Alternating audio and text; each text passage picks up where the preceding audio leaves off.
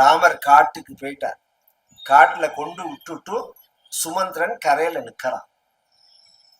அது பரிந்தம் தான் ராமாயணம் போன வருஷம். இனிமே சுமந்திரன் திரும்பி அயோத்திக்கு வரணும். அதுல இருந்து சொல்லணும் ராமாயணம்.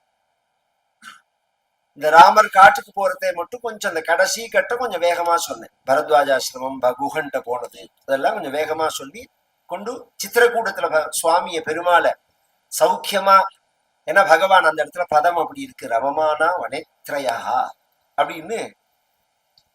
நான் பிராட்டி சொல்றாள் பின்னாடி சுந்தரகாண்டத்துல ஆஞ்சநேய சுவாமியை பார்த்து சொல்றா, நானும் ராமனும் ரொம்ப சௌக்கியமா இருந்தோம்டா ஆஞ்சநேயா சித்திரக்கூடத்துல அப்படிங்கிறா. அந்த சௌக்கியமா இருந்தாருங்கிற பிறந்த கொண்டு நிறுத்திட்டு பதைய முடிச்சுட்டேன். பொதுவா ராமாயணத்துக்கு ஒரு தர்மம் உண்டு. என்னன்னா, ராமாயணம் இன்கம்ப்ளீட்டா சொல்லக்கூடாது. ஆரம்பிச்சு கடைசி பிறந்தம் தான் சொல்லணும் ராமாயணம். ராமர் பிறந்தாத்துல இருந்து ஆரம்பிச்சாருன்னா ராமர் பட்டாபிஷேகம் பண்ணினார் அப்படின்னு சொல்லிதான் முடிக்கணும். அது அந்த காலத்துல எல்லாம் 6 மாசம் 1 வருஷம் விடாம சொல்லுவார்கள். அதனால அவர்களுக்கு இந்த டயம் கிடைச்சது. நமக்கு அந்த மாதிரி ஒரு டயத்தை கிடைக்கலன்னு சொல்ல முடியாது. ஜனங்களுடைய ஒரு இதுவும் இருக்கணும். அதனால அதை அனுசரிச்சு 1 வருஷமா சொல்லிட்டு வரும். இப்ப இந்த வருஷம் 4வது வருஷம் ராமாயண உபன்யாசம் ஆரம்பிச்சு, இது 3வது வருஷம். இந்த வருஷம் அடுத்த வருஷம் 4வது வருஷத்தோட இந்த பட்டாபிஷேகத்தை பூர்த்தி பண்ற மாதிரி. அதுலயும் ஒரு விசேஷமா, ஏன் 4, நான் இன்னும் 2 வருஷம் சொல்லுவேன் ராமாயணத்தை சொல்லுவேன். ஆனா 4 தான் ராமாயணத்தோட நம்பரே. ஒரு புராணத்துக்கும் ஒரு நம்பர் உண்டு. பாகவதத்துக்கு 6, மகாபாரதத்துக்கு 18, ராமாயணத்துக்கு 4. ஒரு புள்ள வேணும்னு தபஸ் பண்ணினா 4 புள்ள பிறந்து தசரதனுக்கு. 16 கேள்வி கேட்டார் வால்மீகி நாரதரை பார்த்து அப்படின்னு ஆரம்பத்துல. 14க்கு ரூட்டு 4 தான். 4 தான் பதிலும். அவர் சொல்லும் போது 4 முடியறாம 64 முடிச்சிருக்காரு அவர். இந்த மாதிரி நிறைய 4 அப்படிங்கிற நம்பர் உண்டு. இவா பரத சத்ருக்னால் இந்த வைபவங்கள். அதனால அடுத்த வருஷத்தோட இது முடிக்கணும் அப்படிங்கிறது பகவத் சங்கல்பம். ஆனா ஒவ்வொரு வருஷமும் ஆரம்பிச்சாலும் சரி முடிச்சாலும் சரி பிறந்தத்திலேருந்து ஆரம்பிச்சு பட்டாபிஷேகம் பரியந்தம் சுருக்கமாவது சொல்லிட்டு தான் முடிக்கணும். அதனால ஆரம்பிக்கிறது பட்டாபிஷேக பிறந்தத்திலேருந்து உள்ள ஆழ்வார்கள் அமுதமா கையில கொடுத்திருக்கார். குலசேகர ஆழ்வார் பரமராம பக்தர். அவர் 10 பாட்டுல திருக்கண்ணபுரம் அப்படிங்கிற இடத்துல பகவானை பாடும்போது ராமாயணத்தை பாடி மண்ணு புகழ் கோசலைதன் அப்படின்னு ஆரம்பிச்சு, அங்க பகவானுக்கு சௌரிராஜன்னு பேரு. சௌரிராஜ மகம்மந்தே சதா சர்வாங்க சுந்தரம் அப்படின்னு அவ்வளோ அழகு பகவான். இங்க தாராளும் நீல் திரு கண்ணபுரத்தமுதே அப்படின்னு சொல்லிட்டு தாராளும் நீள்முடி என் தாசரதிங்கிறார் அவர். இந்த முடிய பெருமாளுக்கு சௌரிராஜனுக்கு சொன்னாரா தாசரதிக்கு சொன்னாரா அப்படின்னா தாசரதிக்கு தான் சொன்னார். ஏன்னா காகபக்ஷ தரம் சூரம் ஜேஷ்டம் மே தாத்து மருகசி அப்படிங்கிறார் விஸ்வாமித்ரர். இந்த ராமனை கேட்கறத அடையாளம் காமிக்கிறத அந்த குடுமைய சொல்லிதான் சொல்றார். அவ்வளோ குடுமி இருக்கும் ராமருக்கு. இது ஹிந்து தர்மம். இது ஹிந்துக்களுடைய தர்மம். தலையில குடுமி, காதுல தோடு, இடுப்புல வேஷ்டி. இது நம்ம தமிழர்கள் ஹிந்துக்களுடைய பண்பாடு. அதனால அதை அடையாளப்படுத்தி சொல்றார். ஒரு 2 தலைமுறை முன்னாடி பிறந்த எல்லாருமே அப்படிதான் வச்சிருந்தோம். ஆங்கிலேயர் வந்ததுக்கு அப்புறம் தான் அந்த ஸ்டைல் மாறினது. ஆனா ஒரு சந்தோஷம், இந்த ஹிந்து தர்மத்தை அழிக்க முடியாதுங்கிறதுக்கு சொல்ல வரேன். இப்ப இந்த கொரோனாக்கு அப்புறம் எல்லாருமே குடுமி வச்சுக்க ஆரம்பிச்சுட்டான். இந்த பசங்கள்லாம், அதுவும் இப்ப வயசானவா வச்சுக்கிறதே விஷயம் இல்லை, வச்சுக்கிறதுக்கு ஒண்ணும் இல்லை வாழ்க்கை. இந்த பசங்கள்லாம் இருக்கா பாருங்க, எல்லாரும் குடுமி வளர்க்கிறா, காதுல தோடும் போட்டுட்டா, நெத்தியில எட்டுன்னு வந்தா போறோம். அதுதான் விஷயம். கொரோனாவும் போதே நம்ம பிஎம்ஏ குடுமி வச்சிருந்தார், தீட்சை வச்சிருந்தார். எதுக்கு சொல்றேன்னா, இது ஒரு விரதம். இது ஒரு தபஸ். அது அதனாலதான் சிங்கல்லாம் வச்சுப்பாள், குடுமி வச்சுப்பாள். இன்னைக்கு இது ஒரு தபஸ். சிக்கேங்கிறது தாடி வளர்க்கறது ஒரு தீட்சைன்னு ஏதாவது ஒரு காரியத்தை முடிக்கணும் அப்படிங்கிறதுக்காக பண்ற காரியம் அது.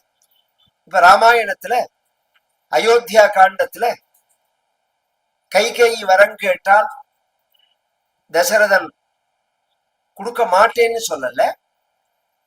நீ பட்டாபிஷேகத்தை பரதனுக்கு பண்ணிக்கோ, ராமரை காட்டுக்கு போ சொல்லாதே, அது நியாயம் இல்லது அப்படிங்கிறான். மண்ணேக்குள் மற்றதை ஒன்றும் மற அப்படிங்கிறான்.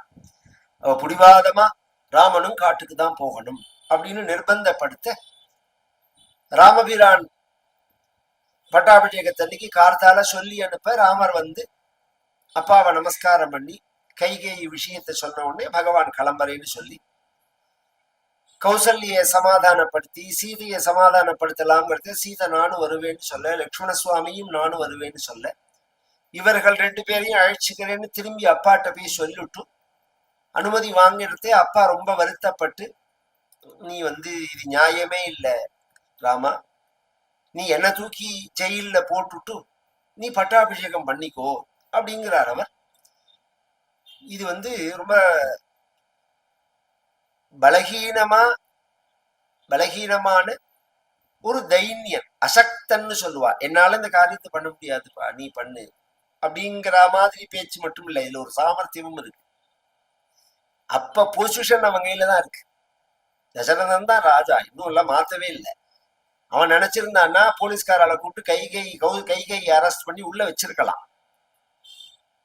ஏன் அந்த காரியத்தை அவன் பண்ணல அப்படின்னா, கைகேயி தசரதனை மிரட்டினது ஒரு தசரதன் அவளுக்கு அடிமையா இருந்ததுனால பயந்து அந்த பயத்தை ஒரு தன் சாதகமா பண்ணிக்கிறதெல்லாம் கிடையாது. அப்படி இல்லை.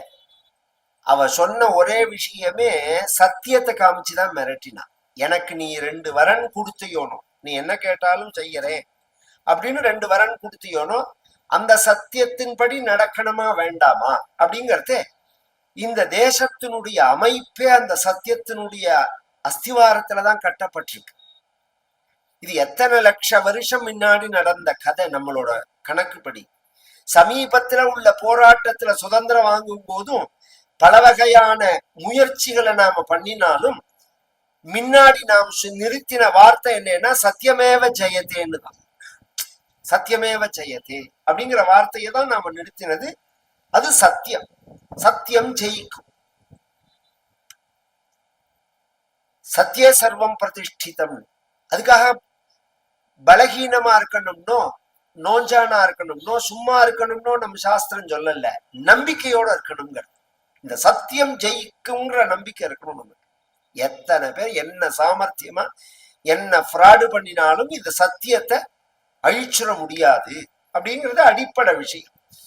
அதுபடி நம் ராஜாக்கள்லாம் இருந்ததுனால, அந்த சத்தியத்தை மீறாம இருந்ததுனால இவள் அந்த சத்தியத்தை காமிச்சுதான் ராஜாவை மிரட்டுறாள். நீ இப்ப சொன்னையோனோ அதன்படி நீ நடக்கணுமா வேண்டாமா?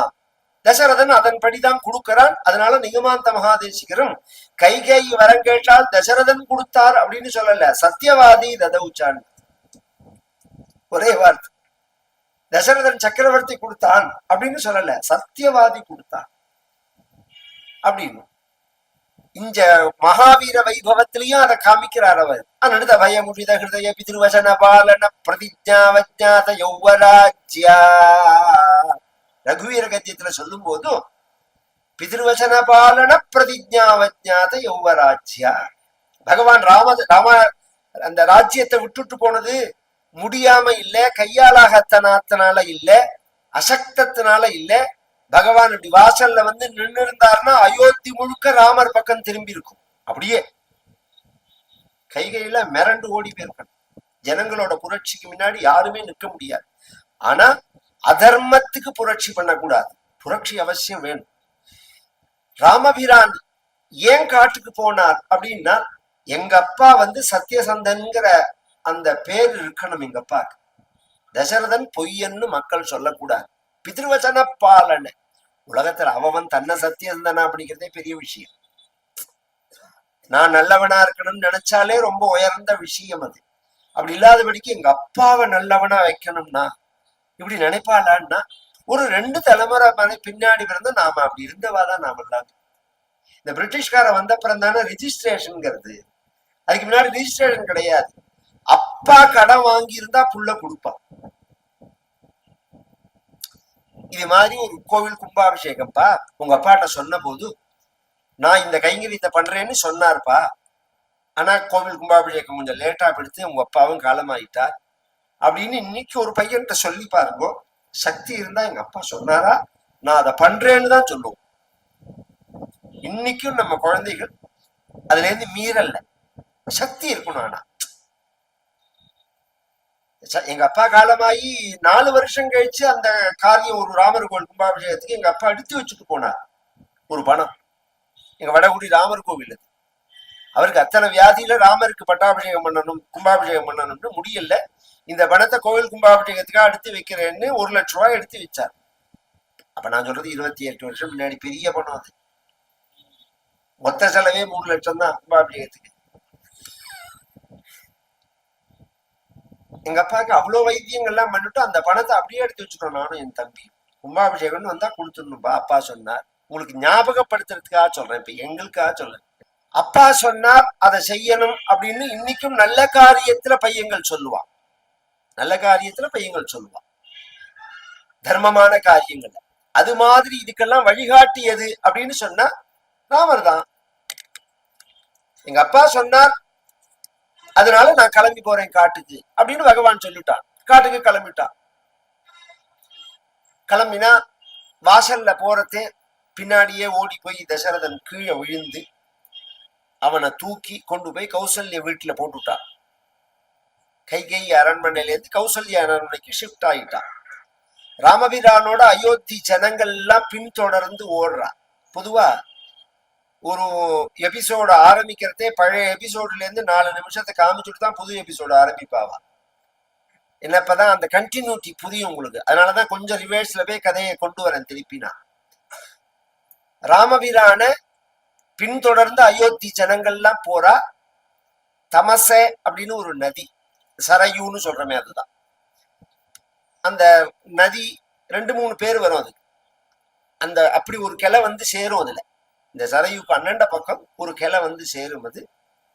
அதனால அந்த சரையுன்னு சொல்லுவா, தமசேன்னு சொல்லுவா.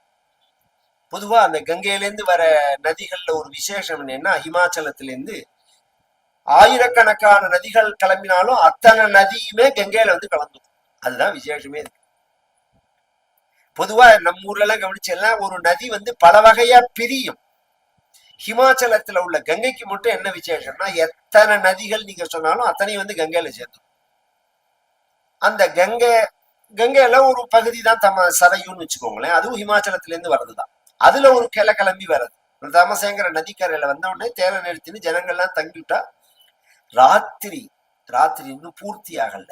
ஒரு 1 மணி 2 மணிக்கு எல்லாரும் அசந்து தூங்குறா. ஏன்னா கார்த்தாலேருந்து அவளுக்கு சாப்பாடு கிடையாது, தீர்த்தம் கூட சாப்பிடல. எல்லாம் அப்படியே என்ன நடக்கிறதுன்னு கொஞ்ச நேரம் புரியல. அப்புறம் என்னதான் நடக்கிறதுன்னு தெரிஞ்ச உடனே அதை ஏத்துக்கிற மனோபக்குவம் வரல. நமக்கே இன்னும் வரலையே அதை ஏத்துக்கிற மனோபக்குவம். தமிழ்நாட்டுக்கு என்ன ஆச்சுங்கிறத. அதனால நமக்கே இன்னும் வரல, அதை ஏத்துக்கிற மனோபக்குவமே வரல. அப்படியே ஜனங்கள்லாம் அப்படியே ஸ்டென் ஆகி நிற்கிறா. களைப்பு வேற உடம்புல. அதனால எல்லாரும் அசந்து தூங்கி போயிட்டா. தூங்கி போன உடனே நைஸா தேர அங்கேயே பூட்டாம, இந்த மோட்டர் பைக்கு கார்லாம் இருக்கிறவங்க பாருங்க, ஸ்டார்ட் பண்ண மாட்டான். ஸ்டார்ட் பண்ணா முழிச்சுட்டு வாங்க, தள்ளின்னு போயிட்டு கொஞ்சம் தூரத்துலதான் ஸ்டார்ட் பண்ணுவான். அது மாதிரி கொஞ்சம் தூரம் இதை தள்ளின்னு போயிட்டு தேர அப்புறம் பூட்டி அங்கேருந்து கிளம்பி மறுநாள் காலத்தால கங்கை கரையில வந்து குகனை பார்த்து, குகன் பகவானை வந்து வரவேற்று தேன் தினை மாவு இதெல்லாம் கொண்டு வந்து சமர்ப்பணம் பண்ண பகவான் வந்து, இதெல்லாம் நான் எடுத்துக்கல குஹா, நம்ம என்னோட நியமப்படி இன்னொருத்தர் கொடுத்ததை நான் எடுத்துக்க கூடாது. நான் வந்து ஸ்வயம் ஜஹாரேன்னு என்னதான் நான் தான் சம்பாதிச்சு சாப்பிடணும்னு எங்க அம்மா வரன்னு வாங்கியிருக்கா. இந்த 14 வருஷம் நான் ஒரு பட்டணத்துக்குள்ளேயும் பிரவேசம் பண்ணக்கூடாது, இன்னொருத்தர் கொடுத்த ஆகாரத்தையும் சாப்பிடக்கூடாது. அதனாலதான் பரத்வாஜர் ஆசிரமத்துல சாப்பிடாம திரும்பி வரத்தே பகவான் சாப்பிடலாம். இதுல ஒரே ஒருத்தர் கொடுத்ததை மட்டும்தான் பகவான் வாங்கிட்டு இருக்கார், சபரி. வேற யாரு கொடுத்ததையும் பகவான் வாங்கிக்கல. சபரி கொடுத்த பழத்தை மட்டும்தான் பகவான் வாங்கி சாப்பிடலாம் இந்த 14 வருஷத்துல. சொல்லட்டும், நான் ஏதாவது செய்யணுமே ராமான்னா, என்னோட குதிரை 2 நாளா பட்னி, அதுக்கு ஆகாரம் கொடுங்க. நேத்தி காத்தால பூட்டின குதிரை இன்னைக்கு சாயங்காலம், மறுநாள் சாயங்காலம் ஒரு 30-40 மணி நேரம் ஆயிரும். யாருக்காவது தோணுமா அது? ஏன்னா இழந்தது சாதாரண விஷயம் இல்ல, அகண்டமான ராஜ்யம். அந்த செல்வத்தோட மதிப்பெல்லாம் சொல்ல முடியாது. நம்ம தேசத்தோட ஆதாரம் தர்மம். தர்மத்தோட வேல்யூ சொல்ல முடியாது. உங்களுக்கு எல்லாம் ஒரு சந்தோஷமான செய்தியை சொல்லிட்டு போறேன். எத்தனை பேருக்கு அது தெரியும் தெரியாது. இனிமே பெட்ரோலே கிடைக்காது, இனிமே கேஸேவே கிடைக்காது, உடம்பே சந்தியில் எடுக்க போறது உண்மைதான். நம்ம தேசத்தை தவிர நேத்திக்கு அந்தமான்ல கிடைச்சிருக்கு, அவ்வளோ பெரிய சோர்ஸ் கிடைச்சிருக்கு, அவ்வளோ கேஸ், அவ்வளோ பெட்ரோல் நோண்ட நோண்ட வருது. இது எல்லாத்தையும் இப்ப கொண்டு வந்தோம்னா இன்னொரு தேசத்துக்கு நாம வியாபாரம் பண்ணலாம். தர்மம் கைவிடாது, தெய்வம் கைவிடாதுங்கிறது சொல்ல வர. அது மாதிரி ராஜா ஆனா அமையன், அதான் விஷயம். அது அந்த சிந்தனை உள்ளவன் அமைஞ்சான்னா இந்த தேசம் புங்கானு புங்கமா கொடுத்துட்டே இருக்கு. எந்த தேசமுமே பூமிக்கு அந்த வசுந்தரான்னு பேர். அது அதுவும் பிரத்யேகமா நம்ம பாரத தேசம் தர்ம பூமி வேற, கர்ம பூமி வேற. நான் தன்னோட ஒரு இழப்ப நினைக்காம அது மாதிரி சுபிக்ஷமான தேசத்தை இழந்துட்டு வந்திருக்கோங்கிற எண்ணம் இல்லாம குதிரைக்கு சாப்பாடை பத்தி நினைச்சாருன்னா இவரோட விவகாரம் எவ்வளோ பெரிய மேனேஜ்மெண்ட்டை பகவான் பண்றார், எவ்வளவு பெரிய தியாகத்தை விட்டு பண்ணிட்டு வந்திருக்கார், எவ்வளவு பெரிய கஷ்டத்தை ஹிருதயத்துல தாங்கின்னு இருக்கார். இனி மேல என்ன பண்ண போறோம்ங்கிற ஃபியூச்சரை பத்தி தெரியல. பொம்மநாட்டி ஐஷன் வந்திருக்கோம், லட்சுமணன் கூட வந்திருக்கான். காட்டுல வசிக்கணும், காட்டுல என்ன மாதிரி பிரச்சனைகளை ஃபேஸ் பண்ணணும்னு இன்னும் தெரியாது. இவாளுக்கு காட்டு வாசமே பழக்கம் கிடையாது. இந்த சமயத்துல ஒருத்தர் குதிரையை பத்தி யோசனை பண்ணுவாள. இதுதான் ராமன், இதுதான் ராமன்.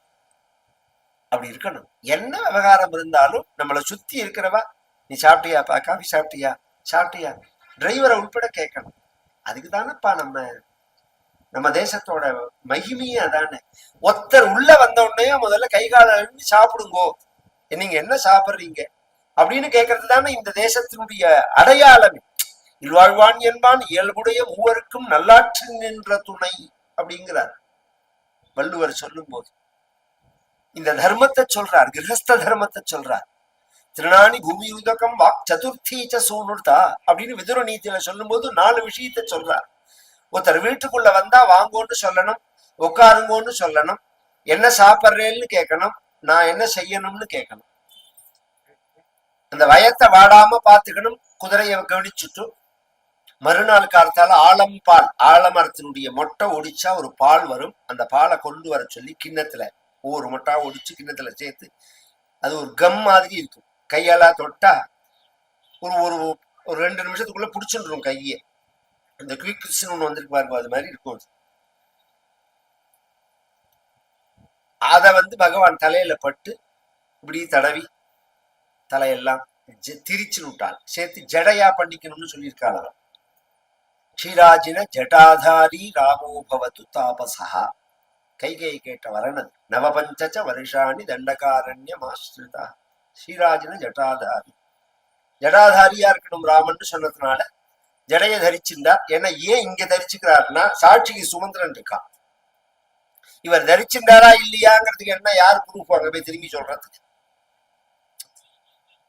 என்னென்ன இது சொல்லணும், அவனோட கடமை அது. அங்க இப்ப இன்னும் கொஞ்ச நேரத்துல அது வரும். அது அங்க என்ன நடந்தது, யாரு என்ன பேசினா, என்ன இது பண்ணா, எல்லாத்தையும் தசரதன் கேட்க போறான். அதெல்லாம் சொல்ல வேண்டியது அவருடைய கடமையா இருக்கிறதுனால இவர் பார்க்கட்டும்னு விட்டுட்டார், பண்ணி விட்டார். அங்கேயே லட்சுமண சுவாமியும் பண்ணிட்டார். கங்கைய ராத்திரி முழுக்க ராமர் படுத்திருந்தாரோனோ ஒரு தர்பய செடி கொடிகளை போட்டு அதுல ராமரும் சீதையும் படுத்துக்க அப்படி ஒரு ஆலமரத்தடி. அதுலயும் ஒரு விஷயத்த சொல்லிட்டு போறேன். நம்ம பெரியவா பண்ணின புத்திசாலித்தனத்துக்கு ஊருக்கு ஊரு கவனிச்செல்லாம் ஆலமரமும் இருக்கும், அரச மரமும் இருக்கும், புளிய மரமும் இருக்கும். இந்த 3க்கு என்ன விசேஷம்னா பகல்ல புளிய மரத்து பக்கம் போகக்கூடாது. அவங்க பகல்ல அதுல இருந்து வெளிவரக்கூடியதான்னு நல்ல காத்து கிடையாது. ராத்திரியில அரச மரத்து பக்கம் போகக்கூடாது. ராத்திரியில அரச மரத்து பக்கம் போனா மகா கெடுதல் காத்து அதுல இருந்து வெளியில வரும். பகல்லையும் ராத்திரிலையும் நல்ல காத்த வெளியில வர்றது ஆலமரம் மட்டும்தான். அதனால எந்த கிராமத்துக்கு பார்த்தாலும் ஒரு ஆலமரம் இருக்கும், தின்ன கட்டி விட்டுருப்பா. அரச மரம் இருக்கும், தின்ன கட்டி விட்டுருப்பா. பகல்ல அங்க உட்காந்துப்பா, ராத்திரியில ஆலமரத்தடியில இருக்கலாம். அதனாலதான் பஞ்சவட்டி எல்லாம் போனேன்னா இன்னைக்கும் நாசிக் பஞ்சவட்டியில் பஞ்சவட்டி, வட்டம்னா ஆலமரம்னு அர்த்தம். பஞ்சன்னா அஞ்சு, அஞ்சு ஆலமரம் பெரிய ஆலமரமா இருக்கும் அங்க. அதுக்காக பஞ்சவட்டின்னு பேர். பகவான் அங்க தங்க எட்டி நிற்கிற லட்சுமண சுவாமியும் இந்த போன வருஷம் இந்த ஸ்லோகம் நான் சொல்லல, அதுக்காக இதை சொல்லிட்டு போறேன். யோ மந்திர தபசா லப்தோ விவிதைஷ்ச பரிஸ்ரமைஹி ஏகோ தசரத ஸ்ரேஷ்டः புத்ரः சதிருஷ லக்ஷ்மணः கதம் தாசரதௌ பூமௌ சயானே சக சீதயா சக்யா நித்ரா மயா லப்தும் ஜீவிதம் வா சுகானி வா. சுமந்திரனோட பேசுறதே வருத்தப்பட்டா. இப்படி படுத்துக்கிறதுக்கா படுத்துக்கிறவரா, படுத்துக்க வேண்டியவரா? இந்த புள்ளைய பெறத்துக்கு தசரதன் எப்படி கஷ்டப்பட்டிருக்கான்னு தெரியுமா? குஹா யோமந்திர தபசாலப்தோ விவிதைஷ்ச பரிஸ்ரமை. எத்தனை 1000 வருஷம் பூஜை, ஜபம், பாராயணம், ஹோமம், யாகங்கள், ரங்கநாத ஆராதனை, இத்தனையும் பண்ணி பெத்த புள்ள. என்னமோ ஒரு விபத்து மாதிரி குழந்தை பிறக்கும். வேண்டாம்னு சொல்லிட்டு இருப்பா, குழந்தை பிறக்கும். வேண்டாம் வேண்டாங்கிறதே பிறந்த குழந்தை இல்லது. வேணும் வேணும்னு ஆசைப்பட்டது மட்டும் இல்ல, ஆசைப்பட்டா மட்டும் போராது. நல்ல குழந்தை பிறக்கிறதுக்குள்ள நல்ல காரியங்களை பண்ணணும். ஒரு சாதாரணமா போட்டோ எடுக்கிறதேவே நம்ம, உங்களை போட்டோ எடுக்கட்டுமானா இதுங்க ஒரு நிமிஷம், தலையெல்லாம் சரியா இருக்கா, ட்ரெஸ் சரியா இருக்கா அப்படின்னு நம்மளை சரி பண்ணிக்கிறோமோனோ. ஒரு போட்டோல கூட நாம நன்னா வரணும்னு நினைக்கிறோமோனோ. நம்மளே மாதிரியே ஒரு அச்சு எடுத்தா மாதிரி ஒரு புள்ள வரப்பானே, அவன் நன்னா வரணும்னு நாம நினைக்கணுமா வேண்டாம்? நம்மளே மாதிரிதான் அவன் வரப்போறான். அப்ப நாம நல்ல காரியம் பண்ணிதான் புள்ளை. குறைஞ்சபட்சம் கல்யாணம் ஆகி 6 மாசத்துக்குள்ள குழந்தை எப்ப பெத்துக்கணும்னு அவ நினைக்கிறாளோ அந்த காலம் மாதிரி இல்லையே. இப்ப அவ கையில தான் இருக்கு. கையில இருக்குன்னு சொல்றேனே தவிர அவ கையில கிடையாது. வேண்டாங்கிறதே வேணும், பிறக்கிற சமயத்துல வேண்டாங்கிறா, வேணுங்கிற சமயத்துல பிறக்கிறது கிடையாது. அதுக்குள்ள கிருத்திமத்தை பண்ணதுனால தள்ளி போயிடுறது. தனுஷ்கோட்டின்னு சொல்லக்கூடிய ராமேஸ்வரம் தாண்டி இருக்குது. ராமேஸ்வரம் இல்ல, ராமேஸ்வரமும் விசேஷம் தான். ராமேஸ்வரம் தாண்டி தனுஷ்கோட்டியில ஸ்நானம் பண்ணிட்டு ராமேஸ்வரத்துல 22 கிணத்துலயும் ஸ்நானம் பண்ணான். ஏன்னா அங்க தீர்த்த பிரம்மமா பகவான் இருக்கா. அன்ன பிரம்மமா இருக்கிறது பூரி ஜெகநாதம், நாத பிரம்மமா இருக்கிறது பன்றிபுரம், கனக பிரம்மமா இருக்கிறது வெங்கடாச்சலம். ராமேஸ்வரம் என்ன விசேஷம்னா தீர்த்த பிரம்மமா இருக்கான் பகவான். அங்க அத்தனையும் தீர்த்தமயம். ராமேஸ்வரம் முழுக்க போயிடுதெல்லாம் இந்த தீர்த்தம், அந்த தீர்த்தம், அந்த தீர்த்தம், அந்த தீர்த்தம்னு போர்டு போட்டுட்டே இருக்கும். நமக்கு ஒரு சந்தேகம் வரும். அதுல ஒரு கணத்துக்கும் இந்த கணத்துக்கும் நடுப்புல ஒரு சவரதான் இருக்கு. இது ஒரு தீர்த்தம், அது ஒரு தீர்த்தம்னு சொல்லுவாளே, என்ன சார் இதுலன்னா அதுல விசேஷம் இருக்கு. நம்ம பெரியவா முட்டாள் கிடையாது, அதை மட்டும் ஞாபகம் வச்சுக்கோங்க. ராத்திரி குழந்தையில வச்சுன்னு பாருங்க. இந்த புளூட்டோனியம், யுரோனியம், தோரியம் அப்படின்னு 3 வகையான அணுசக்தி. ஏன்னா இப்ப அது ரிசர்ச்ல இப்ப சமீபத்துல கல்பாக்கத்துல ஸ்டார்ட் பண்ணிருக்காரு. அதுக்காக சொல்றேன். அந்த தோரியம் உலகத்திலேயே மிகுதியா இருக்கிற நாடு இந்தியா தான். அதுலயும் மிகுதியா இருக்கிறது அந்த ராமேஸ்வர கடற்கரையில தான். அது நம்ம உடம்பு மேல பட்டுதுன்னா அந்த அணு கோளாறு எல்லாம் சரியா, செல்லெல்லாம் சரியில்லாம, வளர்ச்சி இல்லாம, விதவிதமான ஒரு ஜெனட்டிக் ப்ராப்ளம்லாம் இருக்கு. பத்தியில ஒரு டாக்டர்கிட்ட போனா ஒரு பெரிய வியாதி வந்ததுன்னா உங்க குடும்பத்துல யாருக்காவது இந்த வியாதி இருக்கான்னு கேட்பா. அந்த வியாதி இருந்ததுன்னா அதனாலதான் இது வந்திருக்கும்பா.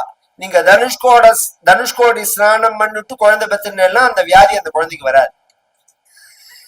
அதாவது உள்ள விஷயம். சத்தியம், சத்தியத்துக்கு சொல்ல. தனுஷ்கோடி ஸ்நானம் பண்ணிட்டு குழந்தை பெற்றுனா அந்த ஜெனட்டிக் கண்டினியூ ஆகாது. உள்ள எங்கேயாவது மறைஞ்சிருக்கும், அவனுக்கு வராது, அந்த குழந்தைக்கு அந்த வியாதி வராது. அதுக்குதான் சொல்றது.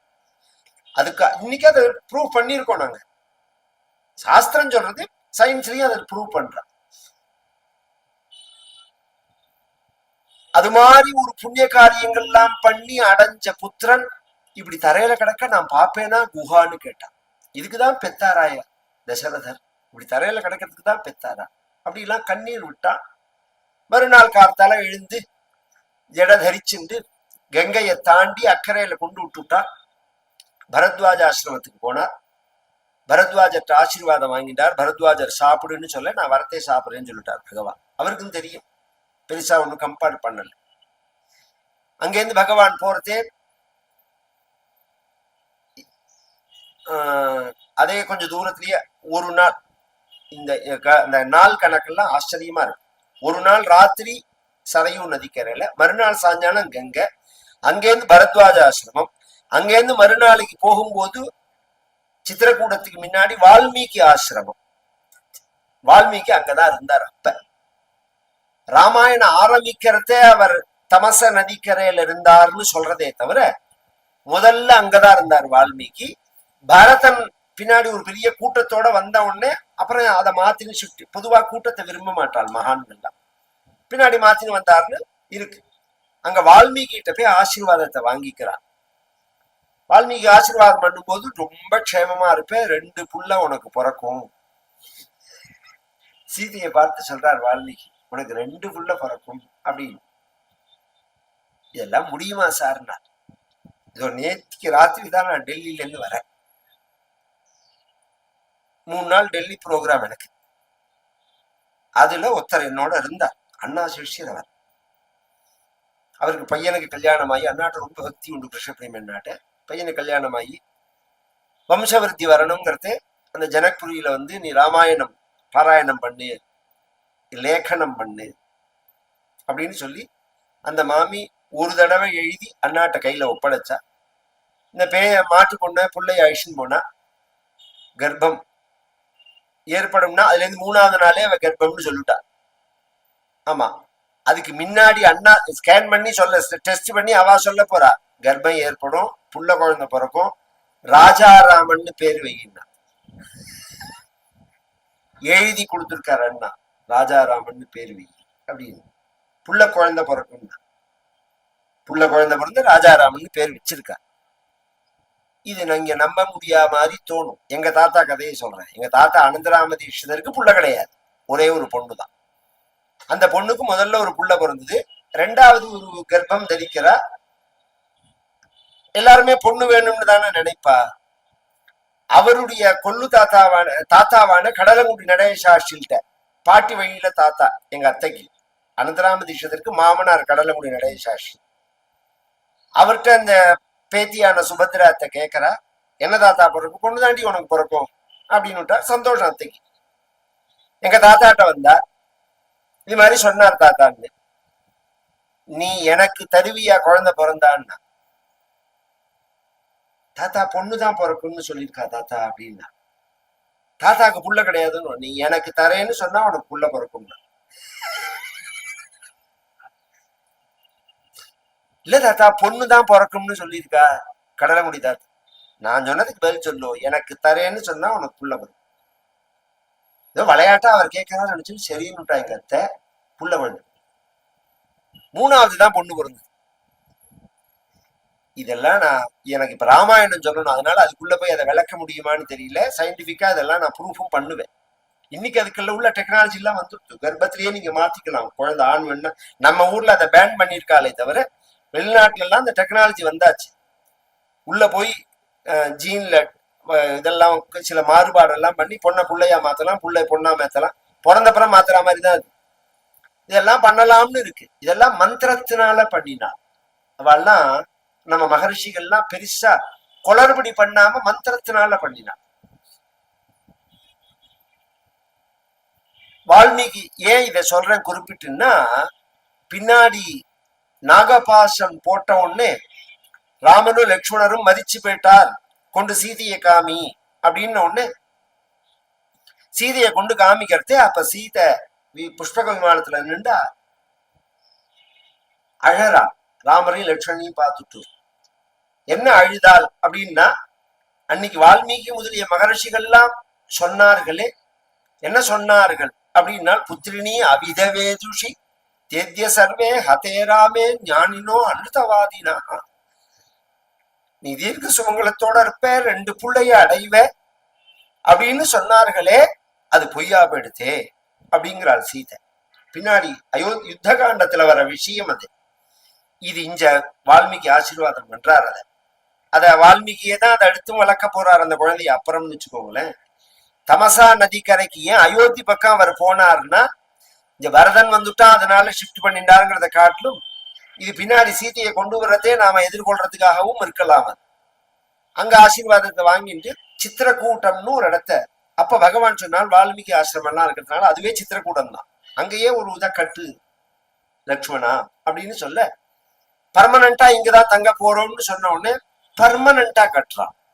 ஆச்சரியமான கட்டைகளை கொண்டு வந்து அழகா வீடு கட்டி மரத்துனால எல்லாம் உட்டுனால ஒரு சின்ன ஹால் மாதிரி, அப்புறம் பூஜை பண்ற இடம், அப்புறம் அக்னிஹோத்திரம் பண்ற இடம், அக்னி உபாசனை பண்ற இடம், அப்புறம் சமையல் பண்ற இடம், சீதை தலிகை பண்ற இடம், ராமரும் சீதையும் உட்காந்துக்கிறதுக்கு தின்ன மாதிரி மேல எல்லாம் பண்ணி ஆச்சரியமா பண்ணி அதுக்கு பிரவேசம் பண்றதுக்கு முன்னாடி வாஸ்து எல்லாமே இருக்கு ராமாயணத்துல. அதுக்காக சொல்ல வர வாஸ்து அஷ்டதிக் பூஜைகளை பண்ணி வாஸ்து பூஜையை பண்ணிட்டு பகவான் உள்ள போய் விசேஷமான தேவதைகளுக்கு பலி கொடுத்துட்டு, பொதுவா கிரகப்பிரவேசம்னா என்ன பண்ணணும்னு ரொம்ப பேருக்கு தெரியல. இந்த வரிசையா பூஜை கடை இருக்கு, கிரகப்பிரவேசத்துக்குள்ள சாமான்கள்லாம் கிடைக்கும், கும்பாபிஷேகத்துக்குள்ள சாமான்கள்லாம் கிடைச்சுன்னு போட்டிருக்காங்க. இது எதுவுமே கிரகப்பிரவேசத்துக்கு வேண்டாம். கிரகப்பிரவேசத்துல முக்கியமே வாஸ்து பூஜை மட்டும்தான். நான் சொல்றேன் அப்புறம் காரணம் சொல்றேன். வாஸ்துவதான் முதல்ல பூஜை பண்ணும். அஷ்ட திக்குகள்ல பண்ணி கலச ஜலம் எடுத்துக்கணும். அந்த பெண் கலசத்துல ஜலம் எடுத்துக்கணும். புருஷன் அக்னி உபாசன அக்னியோ அல்லது யாக அக்னியோ ஏதோ ஒண்ணு எடுத்துக்கணும். அதுக்கு அதிகாரம் இல்லாதவா விளக்கு எடுத்துக்கணும். விளக்கு எடுத்துன்னு உள்ள வரணும். இந்த விளக்கு குடம் தான் முக்கியம். அங்க உள்ள அந்த குடத்துல வாஸ்துவை பண்ணிவிட்டு ஈசானத்திலேருந்து ஆரம்பிச்சு ஈசானம் பரியந்தம், நார்த் சவுத், நார்த் ஈஸ்ட் வடகிழக்கும் பாவத்துல அதுல ஆரம்பிச்சு அதுல முடிக்கணும். அந்த ஜலத்தை கொண்டு வீடு முழுக்க சுத்தி கொட்டணும். இது ஃபர்ஸ்ட் காரியம். பால் காய்ச்சணும், பிள்ளையார் பூஜை பண்ணணும். இதுதான் புண்ணியாக வாச்சனம் பண்ணி வீடு முழுக்க தெளிக்கலாம். இது மட்டும்தான் கிரகப்பிரவேசம். இப்ப பசுமாட்டை கொண்டு பண்றமே, ஐயர் கணபதி ஹோமங்கள்லாம் பண்றாரு அப்படின்னா, பசுமாட்டை கொண்டு வரதுக்கு என்ன காரணம்னா, சாஸ்திரம் என்னன்னா பசுமாடு கட்டின இடத்துலதான் வீடு கட்டணும். ஒரு குறைஞ்சது 3 வருஷம் இல்லைன்னா 6 மாசமாவது அந்த இடத்துல பசுமாடு கட்டி இருக்கணும். அந்த இடத்துலதான் வீடு கட்டணும். நாம சுடுகாட்டுல போய் வீடு கட்டுறோம், அதுக்கு என்ன பண்ண முடியும் சொல்லுங்க? பசுமாடை சுடுகாடுன்னு நமக்கு தெரியாது, ஏதோ பிளாட் போட்டு விற்கிறான், நம்ம பாட்டுக்கு வாங்கிடுறோம்.